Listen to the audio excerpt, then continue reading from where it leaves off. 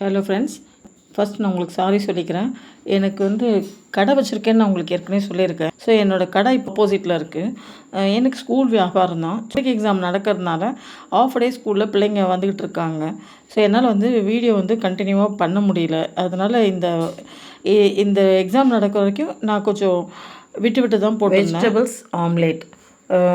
நான் இந்த ஆம்லேட் எதுக்கு பண்ணியிருக்கேன்னா, காலையில் நாங்கள் கடைக்கு கிளம்பும்போது டிஃபன் சாப்பிட மாட்டோம். அதிகபட்சம் எங்களுக்கு டைம் இருக்காது சாப்பிட்றதுக்கு. ஸோ அந்த சமயத்தில் பசங்களுக்கு இதை மாதிரி செஞ்சு கொடுத்தனா, டிஃபனுக்கு பதிலாக இந்த ஆம்லேட்டும் 2 ஸ்லைஸு ப்ரெட் இருந்தால் போதும். அதே சாப்பிட்டு போயிடுவாங்க. இந்த ஆம்லேட் எப்படி செஞ்சுருக்கேன்னா, கேரட்டு, வெங்காயம், குடமிளகா, கருவேப்பிலை, கொத்தமல்லி, முட்டை, பெப்பர், பச்சை மிளகாய் போட மாட்டேன். ஏன்னா பசங்க அது வாயில் வருன்றனால சாப்பிட மாட்டாங்க.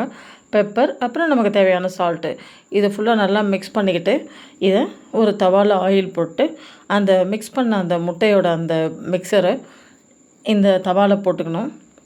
ஸோ இது வேகிறதுக்கு கொஞ்சம் டைம் எடுக்கும் தான். அதை மூடி போட்டு வேக வச்சா கொஞ்சம் சீக்கிரமாக வெந்துடும்.